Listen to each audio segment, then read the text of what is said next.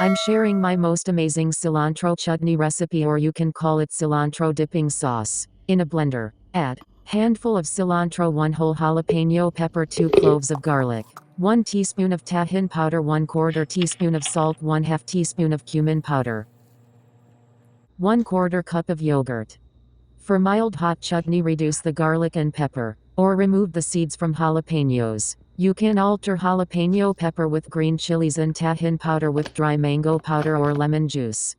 Blend it till smooth. You can always adjust spices according to your preference.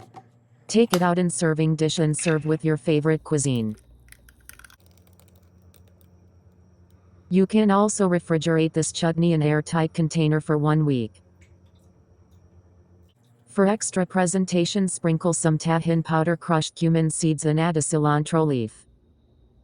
If you like this recipe, kindly hit the like button, and if you have any suggestions or questions regarding this recipe, ask in the comment below. Enjoy! Thanks for watching.